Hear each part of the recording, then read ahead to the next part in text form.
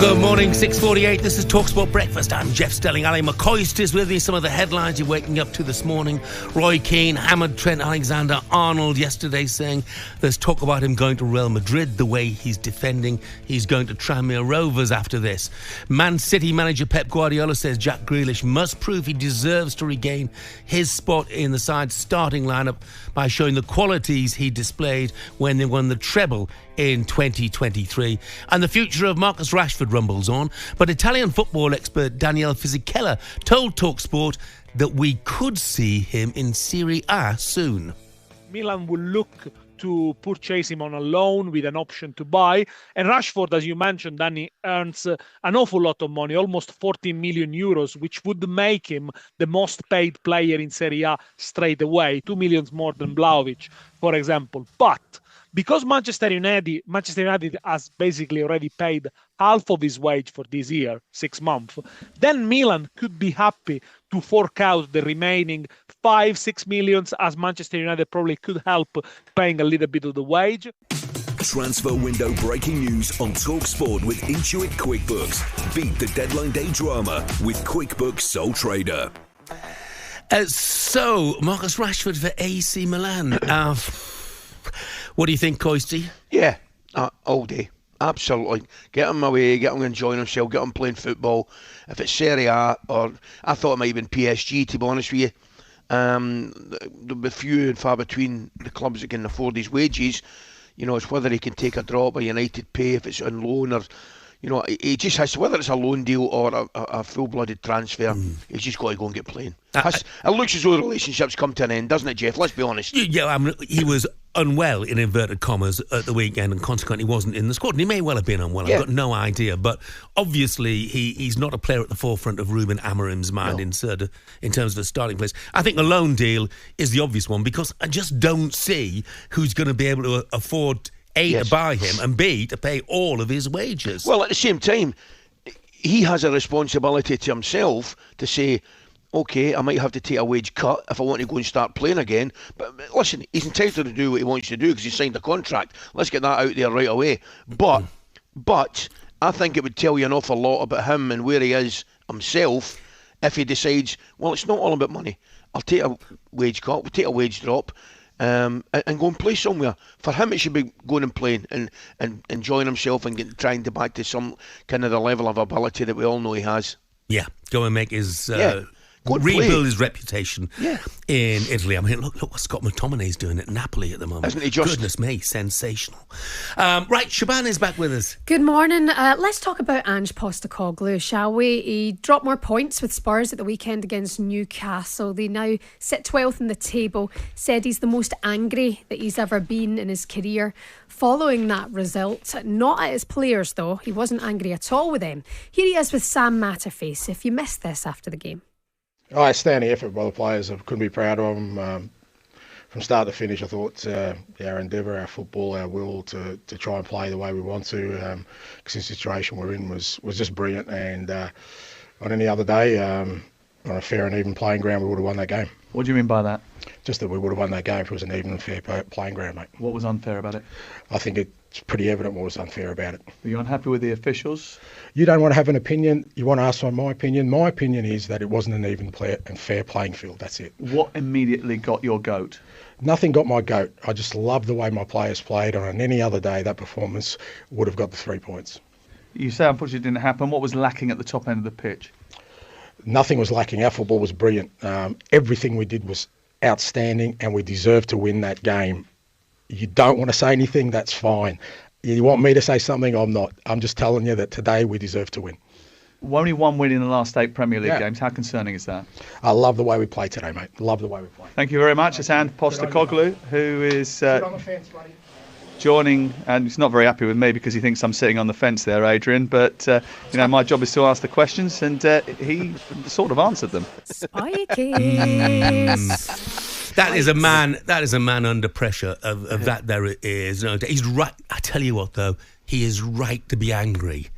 but he should be angry with himself because the team he picked, considering their injuries and their sickness and their suspension, and he left Maddison, Son and Basuma on the bench. He's the one that should be looking at himself for picking that team to play a big, big game against Newcastle United. Do you know what I think, Jeff? I think he picked that team. I agree with you, by the way. But do you know what? And I'm trying to get inside Big Angie's head. I think he picked that team praying that he was in the game with an hour to go to bring them on to try and win the game. That's what I think. Now, we can argue about whether that's the right thing to do. Should he start with his strongest team? You know, that's a different argument. That's just my interpretation of what he's thinking. I don't know for certain, but that's what I think he tried to do. Because clearly, I'm with you, mate. You can't leave those players out unless you've got a reason for doing it. And I'm just thinking he must have thought, right, I need to try and stay in this game as long as I can. Because while I was at the game, I did the game. And I think it was bang on the hour that he brought them on. And I thought he's right to the extent Tottenham were good second half without really, really troubling Dubravka. Well, they were good second half, Coist, because Newcastle did what they did against Manchester United, and they said, we've got the points, you come and get them, we'll sit back and soak it all up, and that's what they did. There's probably, we're obviously talking about an interview there, and we've probably approached this from the wrong angle, because we probably should have started with how good Newcastle are and how good they've been, rather than coming at the negative side, which, you know, we sometimes do. But getting back to Big Ange, I think you're right, I think he's under pressure, but I genuinely am thinking, looking at it, thinking, why would he do that? Why did he do that?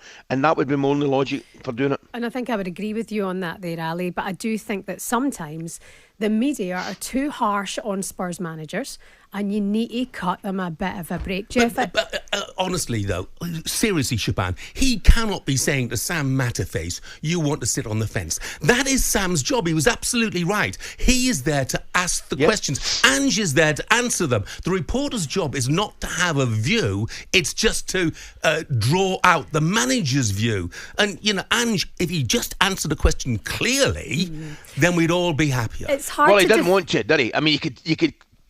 I'm guessing, and again, I'm guessing we all are, he's upset with a couple of refereeing decisions. That's what it sounded like to me. I might be wrong, right? Well, the Joel Linton handball, sorry, I mean, what the hell? What, Ali, I know you said, I was watching, madness, right? It's madness, and I know it's 50-50 and everybody's looking at this differently, and that's what's, everyone's got an opinion on this, but he could have looked at that and said, hold on a minute, that led to a goal and we were hard done by there. Now, the other thing is that you mentioned the second half performance that Spurs had. They played a very, very good game. You've got players who are constantly creating chances, trying their hard to run their backsides off for him.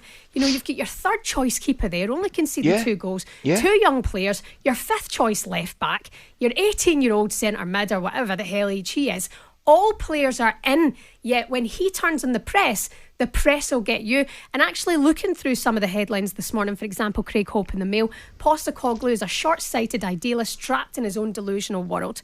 Looking at Inside the Times today, who's writing this one? Martin Hardy. Referee rant shows blinkered and petty Ange is on the edge. You're right, he's under pressure. But Spurs managers have always been under pressure. They can't be considering themselves as this top 4, top 6 team unless they're not going to get deep-rooted and get it right. He needs the chance. He needs the players to play the way he wants them to play. And if they can execute that style of play, Ange Postecoglou's style of play is the best to watch in the Premier League when it goes well. You've got to give them that. You've got to give them that. But fine. But they conceded 6 at home to Liverpool, then lost at Forest, then drew at home to Wolves, and then have lost at home to Newcastle. They're in the bottom half of the table. We talk about, you know, managerial crises at the likes of West Ham, the problems that Manchester United have got. Look who's sitting alongside them in that Premier League table, and that is Tottenham, you know, and that is down to him. I completely agree with you on that. And also, by the way, just to counter the argument, I know I'm an Ange fan, whatever like that, and that's the Celtic love. Who cares? It's got nothing to do with this. But is he lucky to still have a job based on the managers ahead of him at this point in time? 3 wins in 14 in all competitions for Ange. Nuno was sacked with 7 wins in 14. Mourinho was sacked with 8 wins in 14. And Poch was sacked with 4 wins in 14. So something ain't right at Spurs. Text here saying Big Ange has no right to be angry at the referee. Not sure what Bruno could do with that. It wasn't Bruno, it was Joe Linton. But, however, he treated Sam Matterface, the way he treated Sam Matterface there as an utter It was a disgrace. And I text Sam straight after I heard it in the car and I said, geez, oh Sam, fair play to have to stand and take that nonsense. You didn't send that text, did you? That was me. It was you. Bruno. Brilliant. Thanks, Shebahn. Thank you. talkSPORT Breakfast, waking you up Monday to Friday morning from 6 a.m. on AM, on DAB, via the talkSPORT app and on your smart speaker. talkSPORT.